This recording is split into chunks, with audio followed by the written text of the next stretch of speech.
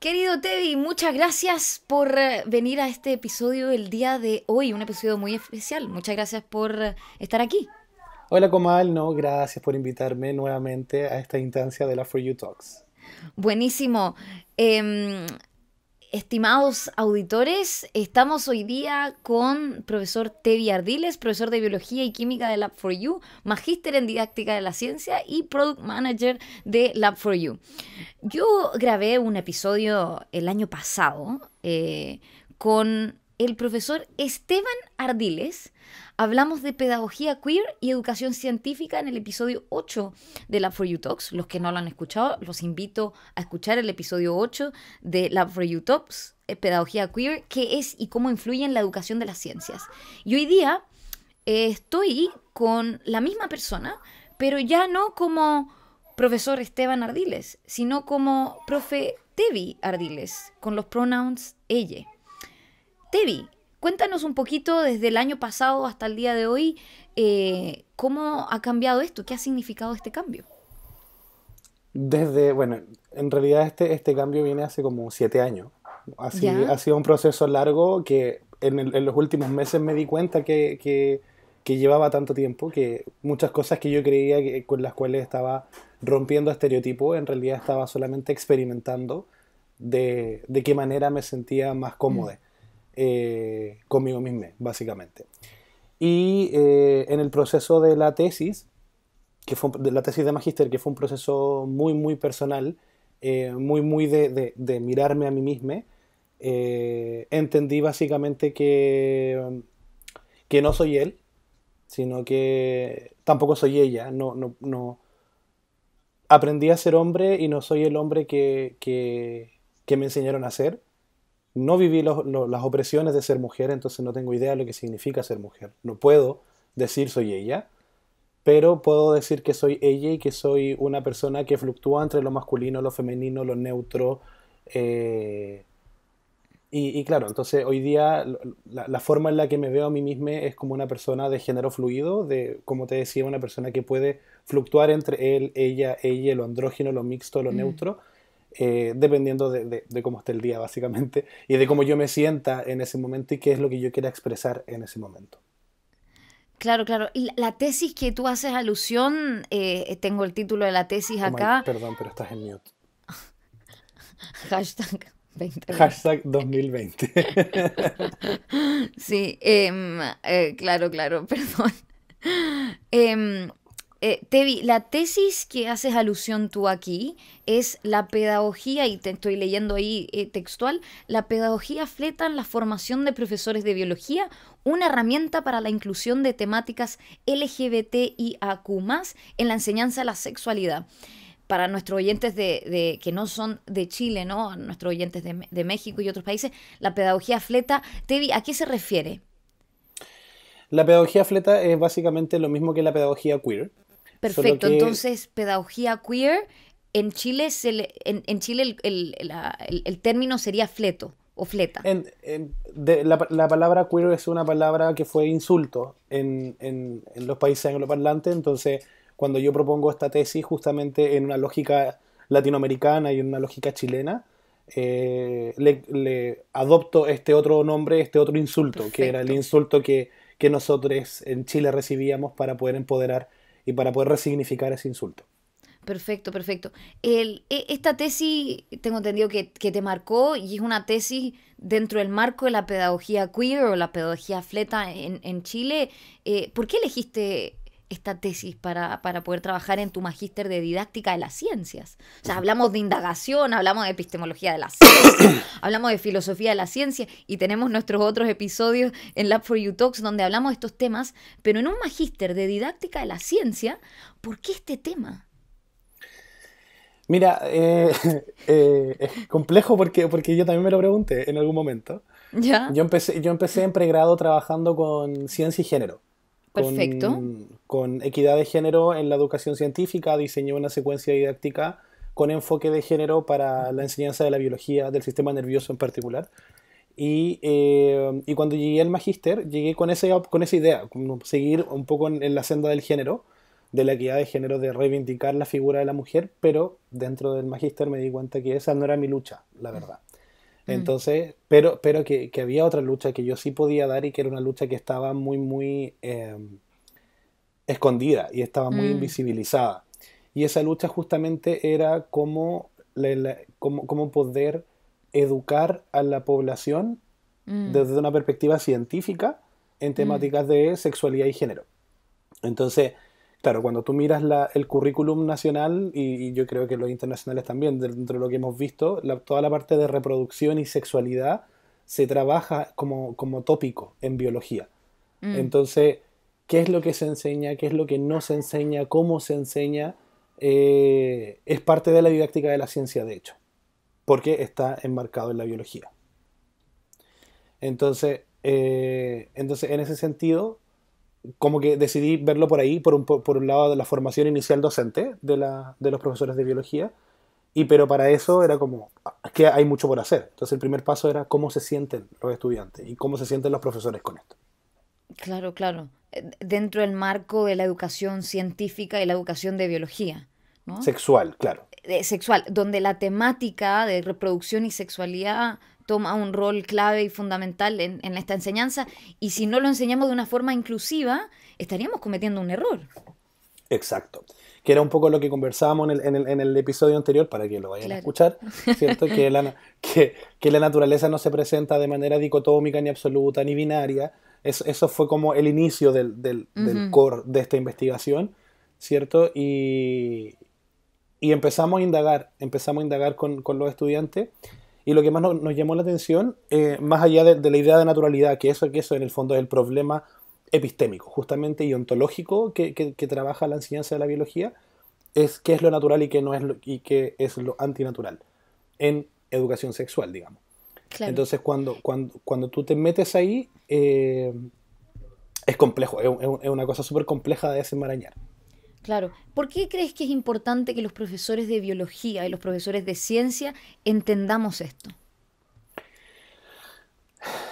Porque Ese fue un suspiro así como un suspiro, no sé si social, emocional o de todo un poco. yo creo que de todo un poco. Porque en el fondo cuando uno escucha la mayoría de los ataques violentos en el discurso, Ujú, que parecieran ser menos violentos o que parecieran ser no tan violentos, en el discurso siempre vienen con un argumento biológico detrás. ujú, Entonces, con este argumento biológico detrás, ellos sustentan, o las personas sustentan, el discurso de odio. ujú, Entonces, cuando uno mira como, ¿y dónde está la raíz de todo esto?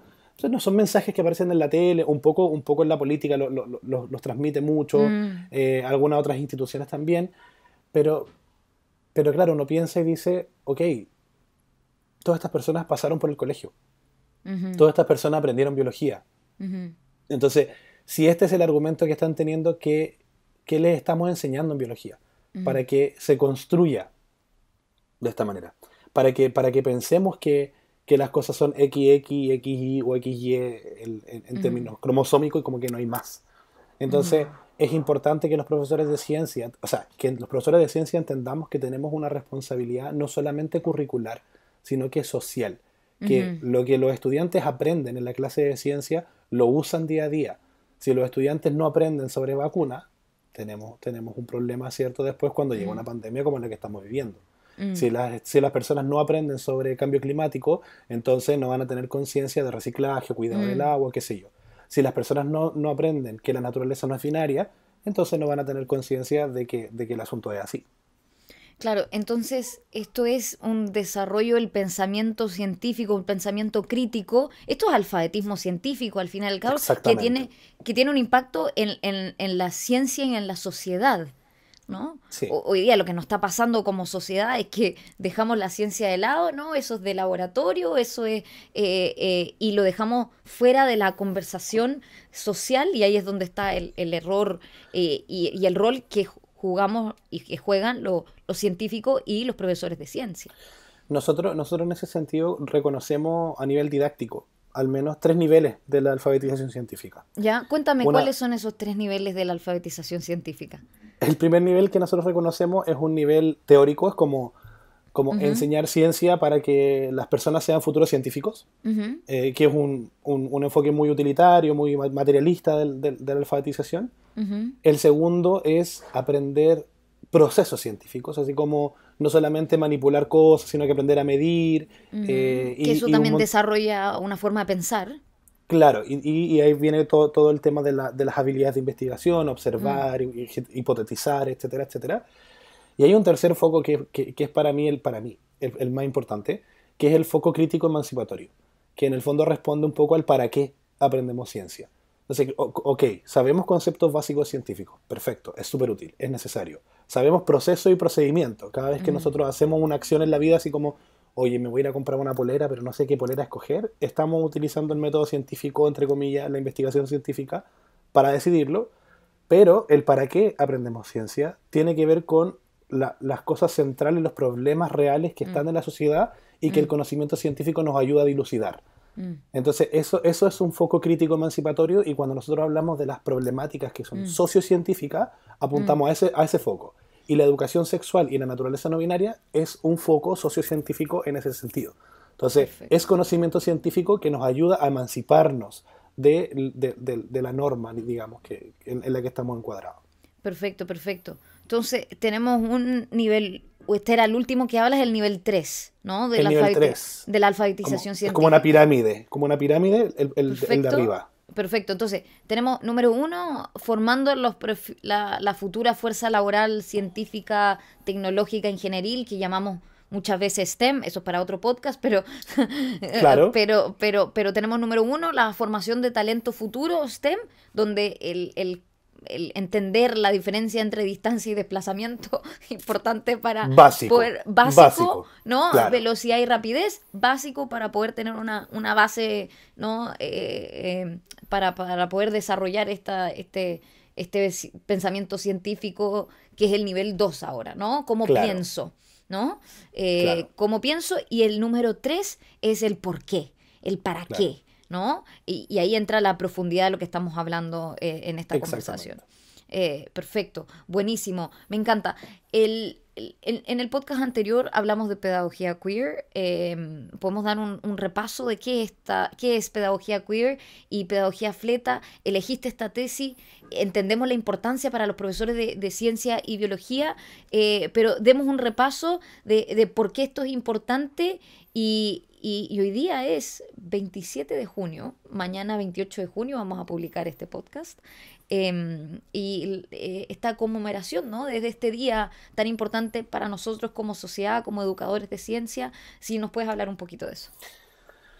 Sí, la pedagogía queer o la teoría, o sea, la pedagogía queer o fleta viene de la teoría queer o fleta, ¿cierto? Que en Ujú, el fondo nos habla de tres puntos centrales, ¿cierto? Tiene tres ideas centrales como interrumpir la heteronorma, romper el ujú, binario y un poco cuestionar las construcciones sociales de la ujú, realidad. Esos son ujú, los tres focos centrales que tiene la teoría queer como constructo teórico, y eso construye una visión epistemológica de cómo acercarse al mundo, y por lo tanto, así como tiene una visión epistemológica y ontológica, tiene una visión pedagógica.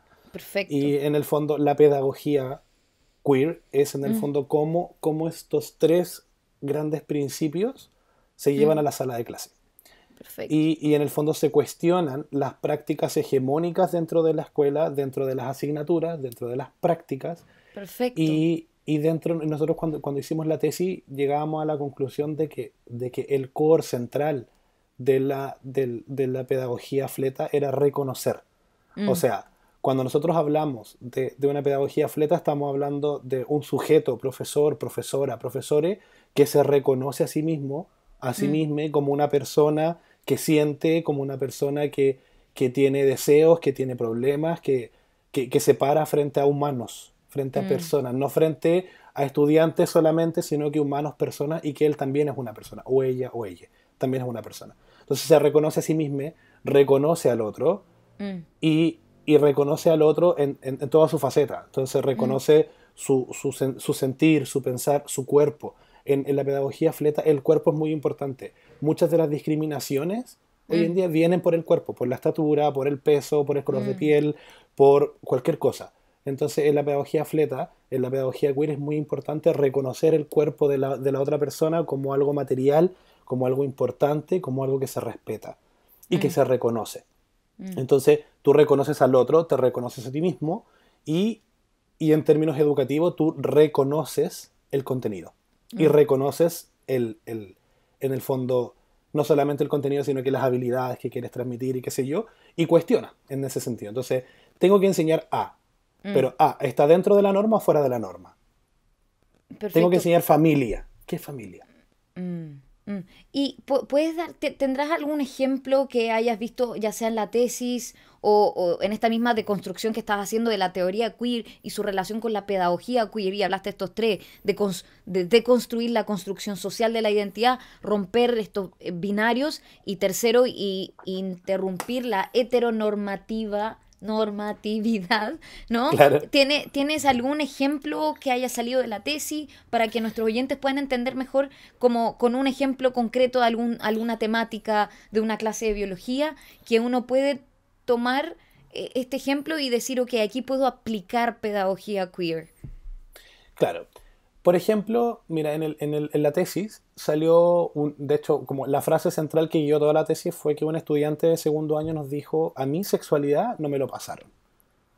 Mm. Y después cuando el estudiante, el ¿Segundo mismo año de estudiante, universidad o segundo segundo año? año, segundo año de universidad, Ah, wow. eh, ¿De biología? de biología, de pedagogía en biología, Ah, decía, wow. él decía, a mi sexualidad no me lo pasaron. Pero después cuando el mismo estudiante conversaba y contaba como experiencias sexuales o su orientación sexual o diferentes cosas, el estudiante sí sabía sexualidad. Entonces uno dice, ya, yo no sé, primero me dice, yo no sé sexualidad porque no me lo pasaron, y después me está diciendo cosas de sexualidad que sí sabe. Entonces, en realidad, lo que no le pasaron es el contenido de sexualidad. Mm, Entonces, nosotros nos damos cuenta ahí en la tesis que hay un cuerpo, contenido, duro, frío, lejano, que es distinto a lo que la persona vive claro. día a día. ¿Será porque esto es tabú en la sociedad o cómo es? Porque que ¿cómo se construyó ese contenido del estudiante? Efectivamente tiene que ver mucho con el tabú, con lo que no se dice y con lo Mm, que se dice y cómo se dice. mm, mm, Y ahí viene la pedagogía queer. mm, Porque lo que se dice, lo que se enseña como normal, lo que se enseña como común, o cuando se da solamente foco reproductivo, foco mm, binario, por ejemplo, sistema reproductor masculino, sistema reproductor femenino. ujú, Una persona como yo no utiliza su sistema reproductor para reproducirse. Entonces, ¿es mm, correcto, normal, o está bien llamarlo sistema reproductor? Y por otro lado, masculino y femenino son géneros. Entonces, mm, llamarlo sistema reproductor masculino es correcto en vez de llamarlo, por ejemplo, sistema urogenital testículo peniano. Es más largo, pero es más correcto. Porque es urogenital, es urinario y hablamos de la gónada y el copulador, testículo peniano.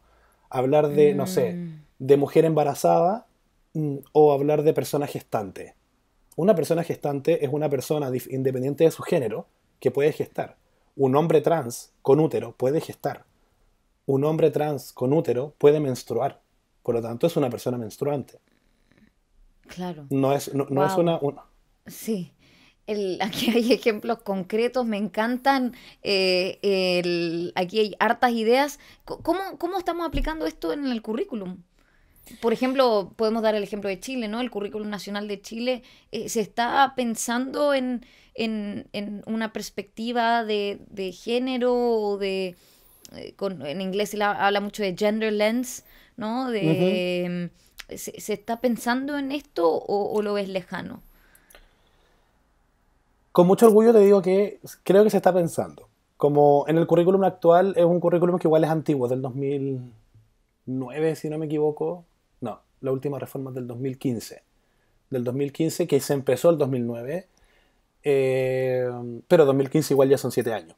Mm, Ahora, con mucho orgullo, por eso te digo, con mucho orgullo te puedo contar que la idea de naturaleza no binaria que vimos en el podcast anterior se llevó a una comisión para la formación de los estándares nacionales de pedagogía en biología, de todas las pedagogías en perfecto. biología, y hay 4 estándares ahora que apuntan a naturaleza no binaria, apuntan a que los profesores de biología, cuando salgan, una de las cosas con las que tienen que cumplir es con entregar una visión holística de la sexualidad, enseñar que la naturaleza no es binaria y que tienen que utilizar un repertorio de ejemplos.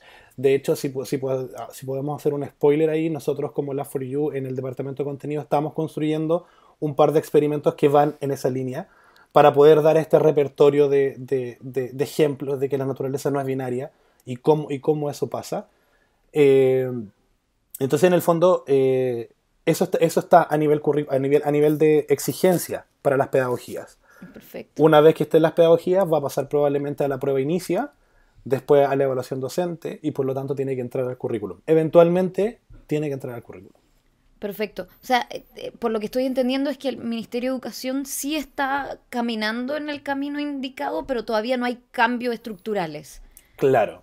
Ya, perfecto, perfecto. Para ir concluyendo, Tevi, la tesis, ¿no? Una herramienta para la inclusión de temáticas LGBTIAQ+, en la enseñanza de la sexualidad.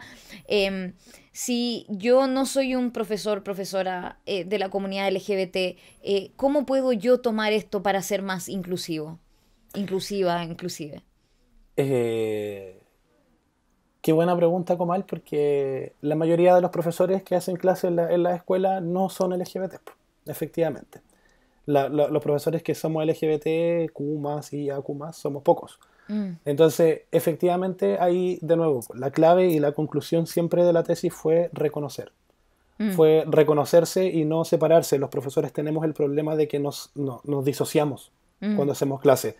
Tenemos un yo profesor, tenemos un yo persona, y cuando estoy en el yo profesor, yo escondo a la persona. Yo no soy persona, yo no siento, yo no pienso, yo soy mamá, yo soy papá, yo soy hijo, lo que sea, Como pero el acá yo soy rostro y la profesor. máscara. Claro, acá yo soy un profesor que tiene un contenido que enseñar. Lo que nosotros planteamos, y que es lo que hemos hecho en el curso de sexualidad que dictamos en la Católica de Valpo, es mezclar esto, decir, no, basta.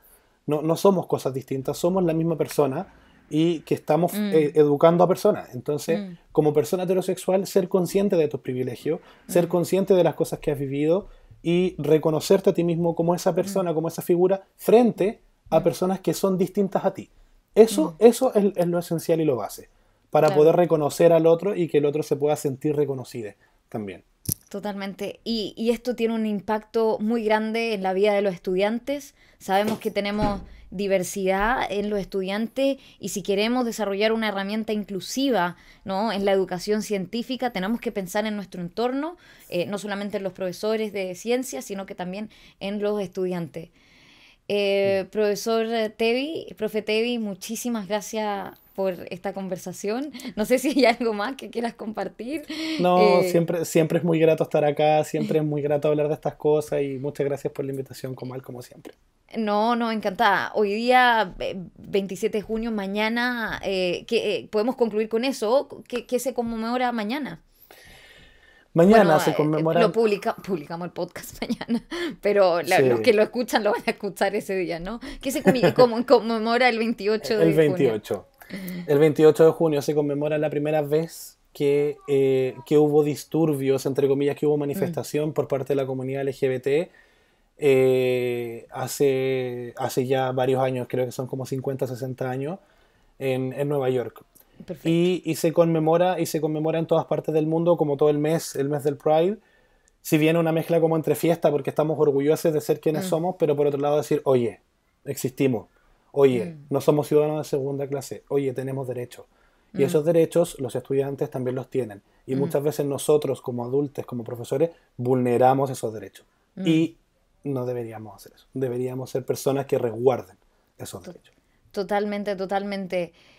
Profe Tevi, muchísimas gracias por esta gran conversación. Queremos construir una sociedad justa, inclusiva, a través de pedagogías que puedan incluir a toda la sociedad, tanto profes como estudiantes.